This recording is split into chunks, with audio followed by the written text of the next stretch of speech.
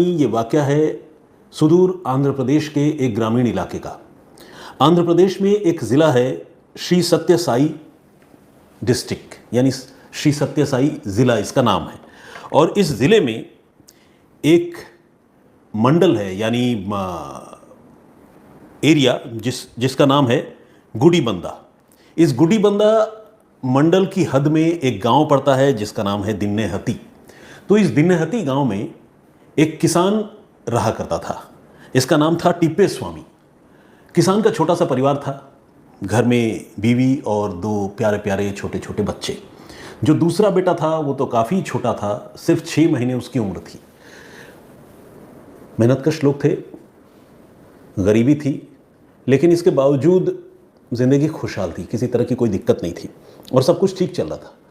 लेकिन इतना सब कुछ जो ठीक चल रहा था, या यूं कहें कि जो ऊपर से ठीक लग रहा था, उसके बीच में कोई एक ऐसी बात थी जो थोड़ी अटपटी थी। और वो एक ऐसी बात थी जो सिर्फ उस टिप्पेस्वामी को पता थी, और अगर किसी को पता थी तो वो उसकी बीवी को पता थी। 2 अक्टूबर 1998 को दशहरे के मौके पर इनके गांव में एक मेला लगा। हर साल वो मेला लगा करता था और वो मेला गांव के मंदिर के इर्द गिर्द लगता था। तो 2 अक्टूबर को जब मेला लगा तो टिप्पेस्वामी अपनी पत्नी और दोनों छोटे छोटे बच्चों के साथ उस मेले में गया घूमने के लिए। अभी पत्नी जो है वो मंदिर के अंदर गई थी और वहाँ जो भी परंपराएं निभाई जा रही थी, जो पूजा हो रही थी, उसका वो दर्शन लाभ ले रही थी, अंदर थी। तब तक ये टिप्पेस्वामी जो है अपने छोटे से बेटे यानी 6 महीने के बच्चे को लेकर वहाँ से वो कहीं गायब हो गया। अब उसकी जो पत्नी थी, करीमा उसका नाम था, वो करीमा जब अंदर से पूजा संपन्न होने के बाद बाहर आई तो बाहर आकर उसने देखा कि पति नदारद हैं और पति के साथ साथ जो छोटा बेटा है 6 महीने का वो भी गायब है। वो काफ़ी ढूंढती रही पति को, उसने अपने तौर पर ढूंढा, ठीक नहीं हो पा रही थी। और इस तरह से 2 अक्टूबर का पूरा दिन, पूरी रात गुजर गई। टिप्पेस्वामी का कोई पता नहीं चला और उस 6 महीने के छोटे से बेटे का भी कोई पता नहीं चला। आखिर टिप्पेस्वामी कहाँ जा सकता था, और छोटा सा इतना 6 महीने के बेटे को लेकर आखिर वो कहाँ गया, क्यों गया, ये एक बड़ा सवाल था। इस सवाल का जवाब कोई और जाने न जाने, लेकिन टिप्पेस्वामी की बीवी करीमा को ज़रूर पता था। उसे ये बेशक न पता हो कि उसका पति बच्चे को लेकर कहाँ गया, लेकिन बच्चे को लेकर क्यों गया ये उसे पता था। असल में ये जो टिप्पेस्वामी है, इसे शक था कि ये जो छोटा बेटा है 6 महीने का, ये उसका अपना बेटा नहीं है। यानी टिप्पेस्वामी अपने आप को उस बच्चे का बायोलॉजिकल फादर नहीं मानता था। उसे शक था कि उसकी बीवी करीमा का किसी और आदमी से अफेयर है और ये जो बच्चा उसके घर में जन्म हुआ है, इसका पिता वो नहीं है। इसको लेकर पति पत्नी के बीच में अनबन होती थी और टिप्पेस्वामी जो है वो नाराज़ रहता था। इसके बारे में करीमा को पता था और ज़्यादा लोगों को पति पत्नी के बीच के इन रिश्तों के उथल पुथल के बारे में जानकारी नहीं थी। अब जब ये टिप्पेस्वामी 6 महीने के बच्चे के साथ गायब हो गया तो उसकी पत्नी करीमा को भनक लग गई कि शायद वो बच्चे को नुकसान पहुंचाने के इरादे से कहीं गायब हुआ है। लेकिन इससे पहले कि वो सबको बताती ये बिहाइंड द सीन क्या चल रहा है या स्टोरी क्या है, उसने अपने नाते रिश्तेदारों को, घर वालों को इस घटना के बारे में बताया और सबने मिलकर जो है टिप्पेस्वामी की तलाश शुरू की। तलाश तो खैर टिप्पेस्वामी की ही करनी थी, अगर वो मिलता तो बच्चा भी मिल जाता। इधर उधर लोग ढूंढते रहे लेकिन उसका कोई पता नहीं चला। तकरीबन 16 दिन गुजर गए और 18 अक्टूबर 1998 करीमा ने पुलिस में अपने पति और बेटे की गुमशुदगी की रिपोर्ट लिखवाई। अभी भी उसने अपने पति के अगेंस्ट में कोई डायरेक्ट कंप्लेंट नहीं दी, बल्कि कहा कि वो कहीं गायब हो गए हैं। और जब ये रिपोर्ट लिखाई गई, करीमा ने जब ये रिपोर्ट लिखाई तो पुलिस ने करीमा से पूछा कि क्या रीज़न है, आखिरी बार कहाँ गए थे, कैसे गायब हुआ। तो ये सारी बातें करीमा ने बताई कि मंदिर गई थी, पति भी साथ में थे, बच्चे भी थे, छोटे बेटे को लेकर वो अचानक मंदिर से बाहर निकल गया, हमें नहीं पता कहाँ गया, तब से हम ढूंढ रहे हैं। फिर पूछा कि क्या तुम्हारी कोई अनबन, कोई बातचीत। तो उसने कहा हाँ साहब, अनबन तो थी। अनबन ये थी कि मेरा पति ये मानता था कि मेरा किसी और से रिलेशन है और ये बच्चा उसका नहीं है, जबकि ऐसा कुछ भी नहीं है और उसको शक की बीमारी है, मैं क्या करूँ। तो पुलिस को एक मोटिव या एक रीज़न समझ में आया कि वो बच्चे के साथ क्यों गायब हुआ, क्योंकि अगर वो कहीं लापता होता और किसी बच्चे के साथ लापता होता तो बड़े बेटे के साथ भी लापता हो सकता था, छोटे के साथ ही क्यों गया। तो ये बात अब पुलिस को समझ में आ गई। पुलिस अब टिप्पेस्वामी को ढूंढने में लगी, लेकिन दिन महीने साल गुजरते रहे और टिप्पे स्वामी का कोई पता नहीं चला। इस बीच मंदिर के पीछे एक आम का बागान है। उस बागान में एक रोज़ जब किसान उसकी रखवाली कर रहे थे, देखभाल कर रहे थे, तो उनको एक छोटी सी कब्रनुमा जगह दिखाई पड़ी। उस जगह की जब पड़ताल की गई, जब उसकी खुदाई की गई, तो उसमें से एक इन्फेंट की लाश के, एक नवजात के लाश के कुछ टुकड़े जो है नज़र आए, हड्डियाँ नज़र आई।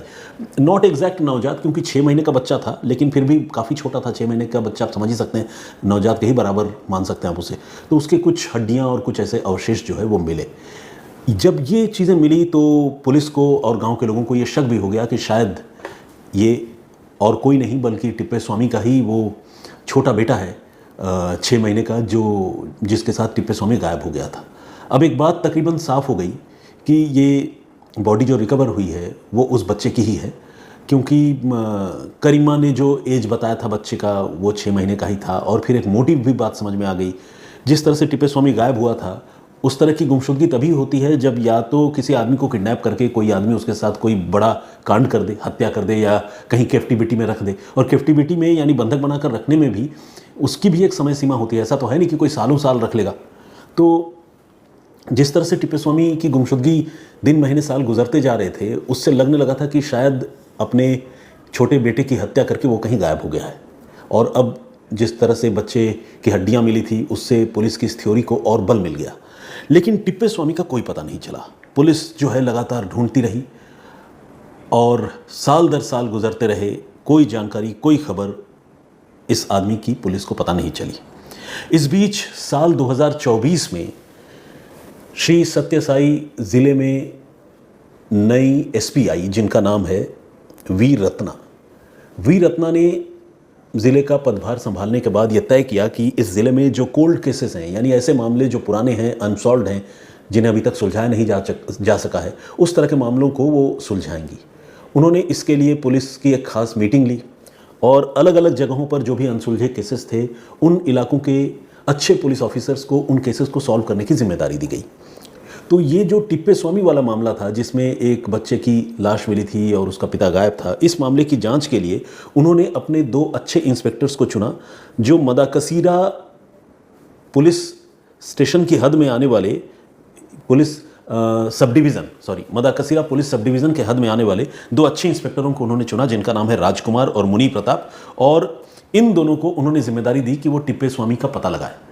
आप समझ सकते हैं कि 1998 में वो गायब हुआ था और ढूंढने की कोशिश अब हो रही थी 2024 में, यानी 26 सालों के बाद।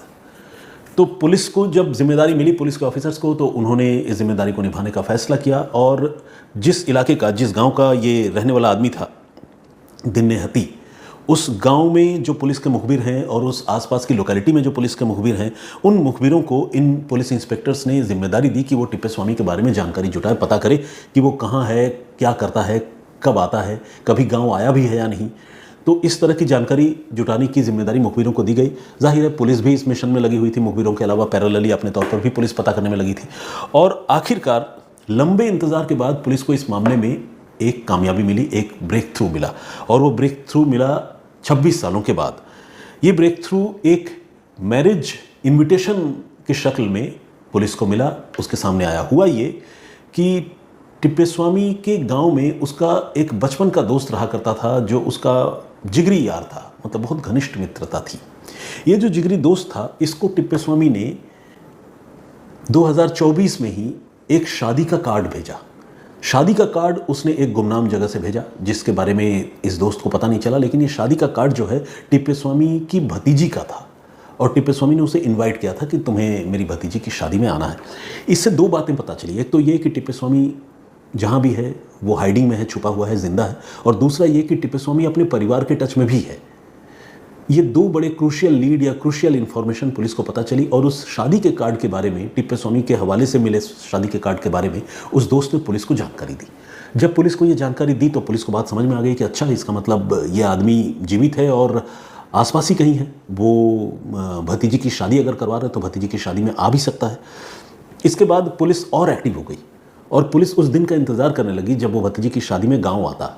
इस बीच पुलिस को ये भी पता चला कि वो काफ़ी सालों के बाद न सिर्फ गांव आने की प्लानिंग कर चुका है, बल्कि गांव आकर वो अपनी बहन और भाई के साथ मिलकर जो उनकी पुश्तैनी जायदाद है, जो भी प्रॉपर्टी उनकी है, उस प्रॉपर्टी का वो डिवीज़न चाहता है, बंटवारा चाहता है।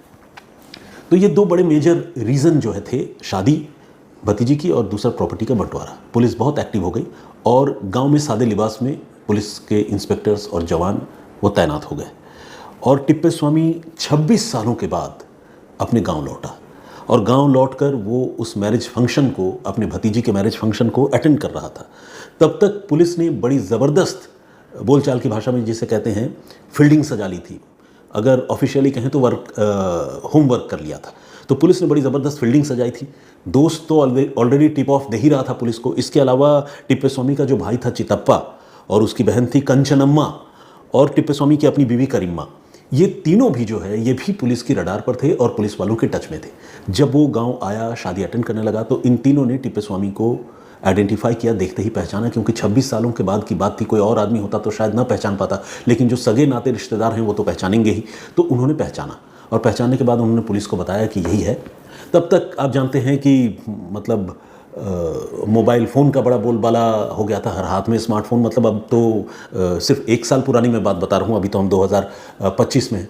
तो मोबाइल फ़ोन के ज़रिए भी तस्वीर वगैरह सब इसकी पुलिस के पास आ चुकी थी। पुलिस ने जब देखा तिप्पेस्वामी को तो फाइनली उसे अरेस्ट कर लिया और इस तरह से 26 सालों के बाद एक फरार आरोपी को गिरफ्तार करने में पुलिस को कामयाबी मिली। अब सवाल ये है कि इतने दिनों तक ये आदमी कहाँ रहा, क्या करता रहा? तो इसका जवाब है कि इतने दिनों तक वो एक मजदूर का जीवन ही जीता रहा और वो आंध्र प्रदेश से बाहर हासन ज़िले में रह रहा था। हासन जो है वो कर्नाटक में है, जहाँ तक मेरी जानकारी है, और उसने अपना नाम, अपनी पहचान, सब कुछ बदल लिया था। हम बार बार तिप्पेस्वामी कह के उसको पुकार रहे हैं, लेकिन आज की तारीख में उसका नाम है एम कृष्णा। तो ये कृष्णा के नाम से रह रहा था, जो पहले तिप्पेस्वामी के नाम से जाना जाता था। उसने अपनी फेक आइडेंटिटी के लिए सारी चीज़ें, सारे डॉक्यूमेंट्स, सब कुछ इन 26 सालों में तैयार कर लिए थे। जब पुलिस ने उसे पकड़ने के लिए उसकी घेरेबंदी की तो उसने सीधे सिरे से इनकार भी कर दिया कि मैं तिप्पेस्वामी नहीं हूँ। लेकिन बाकी घर के लोग और तमाम लोगों ने जब आइडेंटिफाई किया और बताया तो एक तरह से देखा जाए तो उसको सरेंडर करना पड़ा और वो रंगे हाथों पकड़ा भी गया। उसने अपना जुर्म कबूला और तब उसने बताया, वही कहानी बताई जो उसकी पत्नी ने कही थी, करिम्मा ने, कि वो अपनी पत्नी पर शक करता था कि उसकी पत्नी का किसी और से रिलेशन है और जो बच्चा उसकी गोद में है वो बच्चा उसका नहीं है। मतलब वो अपने आप को उस बच्चे का बायोलॉजिकल फादर नहीं मानता था। तो इसलिए उसकी खुंदक जो है उस छोटे से मासूम बच्चे से थी और कुछ इतनी ज़्यादा थी कि वो उस बच्चे की हत्या कर देना चाहता था, जो उसने किया भी मौका मिलते ही। तो ये थी पूरी कहानी, जिसमें पुलिस ने लगातार एफर्ट करने के बाद 26 सालों के लंबे इंतज़ार के बाद एक गुनहगार को, एक कत्ल के आरोपी को पकड़ने में कामयाबी हासिल की। और ये कामयाबी पुलिस को तब मिली जब उस आदमी ने, जिसकी पुलिस तलाश कर रही थी, उसने एक गलती की। गलती ये कि अपने एक पुराने दोस्त को शादी का कार्ड भेजकर शादी में इनवाइट करना। तो ये थी पूरी कहानी। लेकिन इस